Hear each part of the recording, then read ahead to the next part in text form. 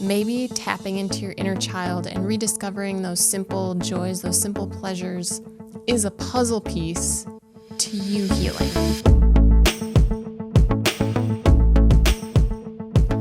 Hey everyone. So if you are new here, my name is Rachel. This is I'm Bringin' Healthy Back, and today I want to talk about how tapping into and rediscovering your inner child can help you heal your relationship with food and your body image. So the worst of my binge eating, that is my history with disordered eating, is I had a shorter period of heavy restriction and then it flip-flopped into binge eating, and it took many, many years to heal from that. And unfortunately, a lot of what I learned on what helps and what has helped heal my relationship with food and my body image, I haven't realized until I actually started getting better, and I would say probably within the past 3 years. So I want to share that with you, and I have a couple other episodes on what has helped me heal binge eating. I'll leave that down below. One is serving other people, like it's very easy to turn inward and isolate when you're struggling. And then the other one is more tactics, like day-to-day things that you can put into use. So I will link those down below for you guys if that's something that you think may be helpful to you. But as for today, tapping into your inner child. During the heaviest time of my binge eating, the hardest time, the time when I was struggling the most mentally and with my body and feeling just out of control, was when I was in school, so high school and college. And during that time, I didn't have a ton of free time because I had a lot of schoolwork, and so I was either going to class or studying or procrastinating studying. And I think my binge eating didn't alleviate during that time because I was stressed or anxious or procrastinating, and there was just a lot of angst and emotion and maybe like frustration with school, with classwork. Maybe there was some lack of confidence, some insecurity about interacting with teammates, classmates, and being at school. And it was just kind of like I was doing school because that's what was expected of me. And I am grateful that I had school, but at the same time, I wasn't handling it well. And so I think binge eating at that time was something that numbed me to the discomfort that I was going through, and clearly not a healthy way to numbing isn't healthy, but using food as a way to numb, not a great option. So I just wasn't dealing with things. I was just eating whenever I got stressed. And now that I'm out of school and I don't have homework every night and I don't have to do homework on the weekends, I think that gave me time to reflect and figure out what I'm doing with life. So you have school, you have work, you have friends, you have family, and then you have your alone time. And what are you doing with your alone time? Do you have hobbies? Are you intentional about resting? Are you just sitting on your phone scrolling and watching TV in your alone time? How are you utilizing your alone time? So for me, even after school, I struggled with binge eating. And up until the last couple of years, my schedule was get up, get ready, go to work, come home, go to the gym, come home, eat food, shower, watch TV, go to bed, and then repeat. And then there were times on the weekends where I would go visit friends, family, hang out, but I was just kind of going through the motions. And so even if that's not you, even if you are, maybe it doesn't necessarily have to be a bad thing. It isn't necessarily a bad thing. But if you are struggling with your relationship with food and your body image, it's important to understand why. And I have another episode on some of the big reasons why we binge eat and why I binge ate. And there's the acronym HALT, HALT, which stands for hungry, angry, lonely, or tired. And so it's an acronym that you can use if you get the urge to binge. And it may not stop you from binging at that time, but it's a process. Healing your relationship with food is a process. And can you make note of what's going on when you want to binge eat, why you want to binge eat? And then can you reverse engineer it or create new habits, new escapes, new ways to, quote, numb whatever emotions, whatever situation you're dealing with at the time. Now, binging in the evening is very common because you're alone more often, you're in private, you're at home, you can just go to bed afterwards. That was true for me at least. And so looking at what my evenings consisted of.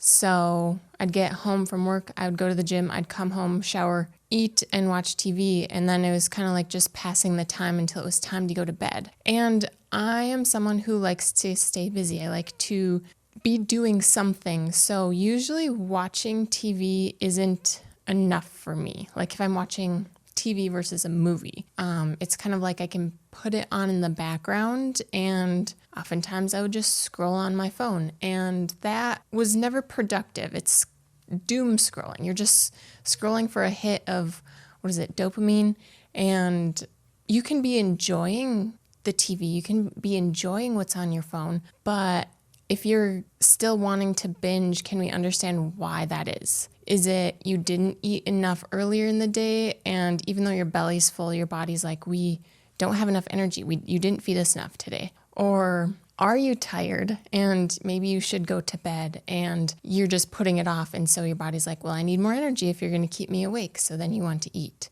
Or are there other emotions? Are you alone?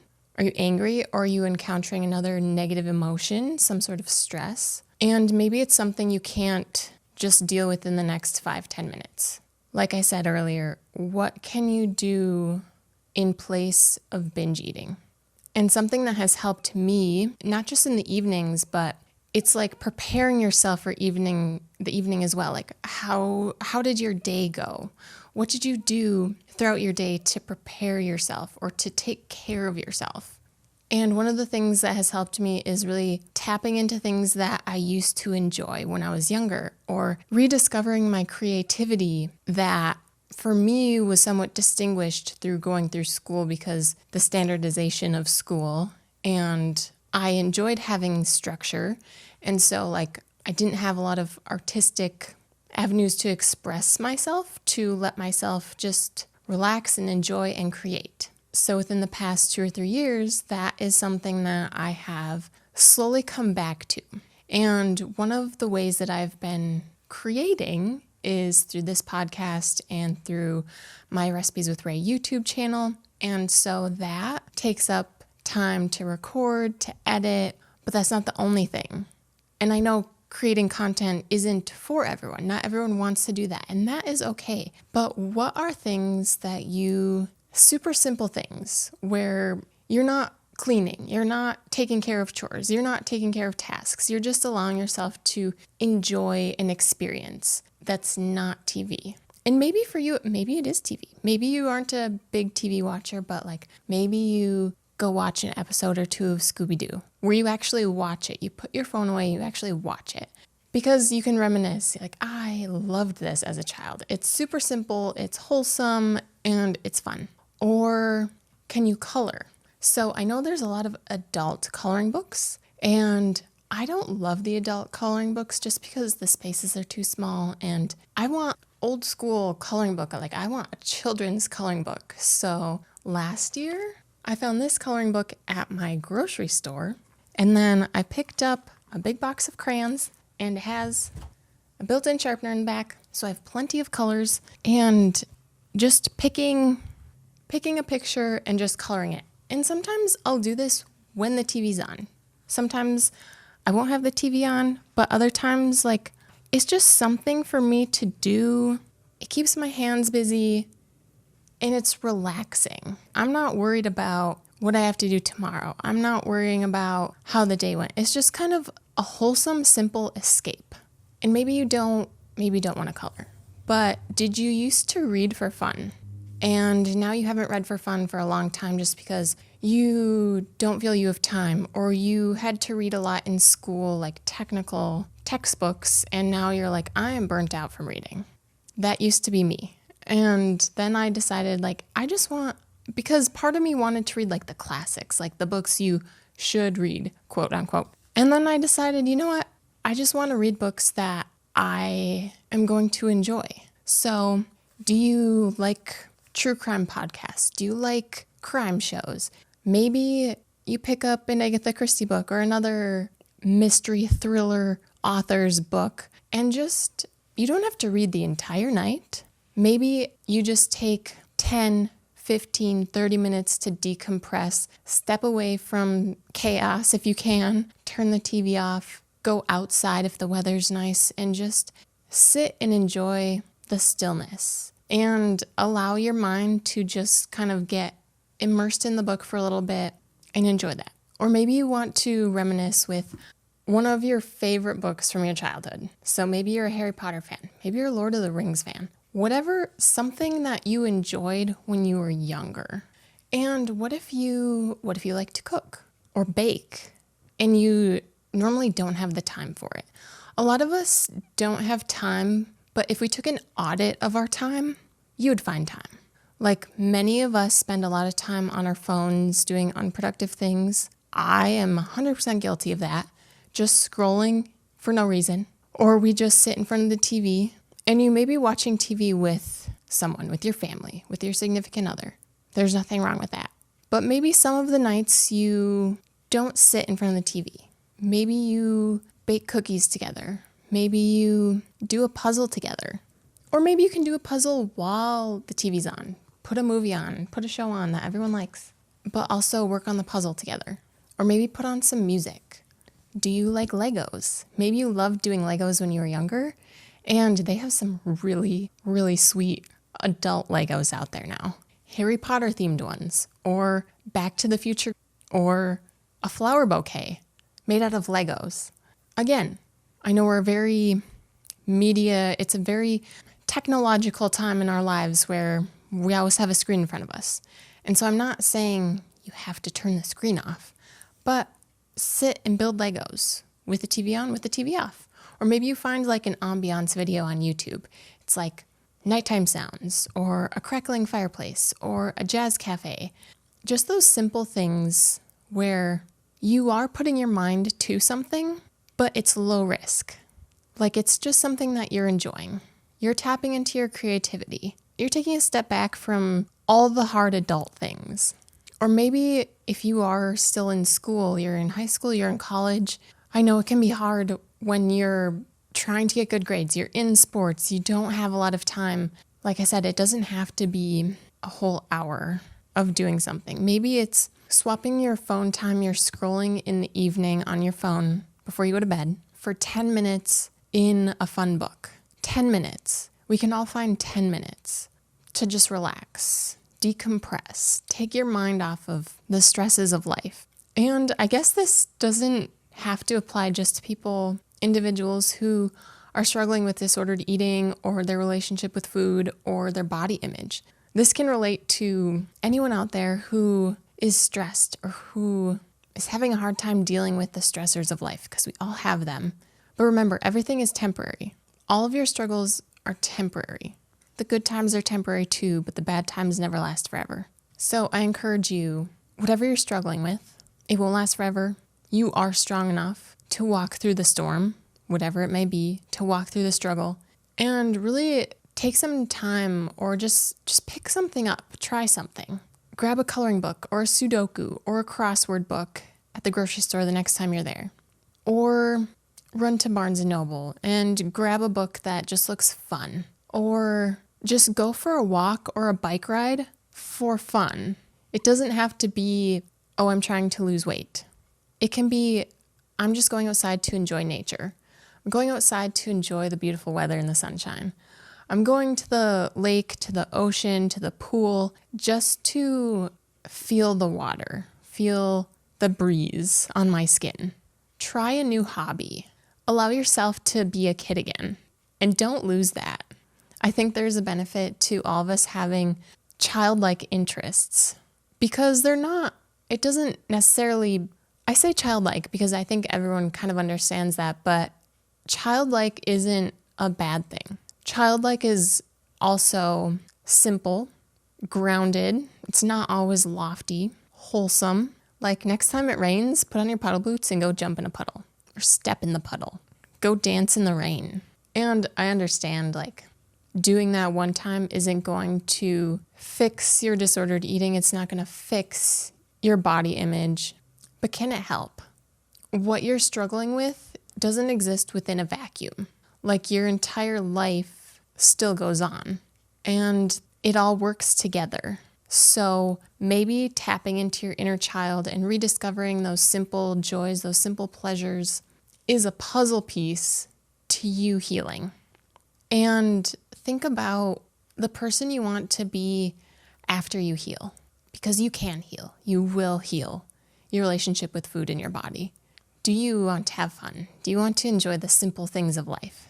Don't wait until you believe you're 100% healed to start living again. I know when you are struggling with your relationship with food, your relationship with your body, it can be very easy to stop living, isolate, spend less time with your loved ones. Don't stop living. Don't stop enjoying those simple things. If you've listened this far, thank you so much. If you're listening on YouTube, can you drop me a comment and let me know what is a little kid activity that you love to do? Is it blowing bubbles? Is it playing double dutch? Skipping double dutch? Is it hula hooping? Is it playing with Play-Doh? Is it doing a puzzle or building Legos? Leave me a comment. Not only would I like to know, but maybe it would be an idea for someone else who's watching who maybe doesn't know where to start.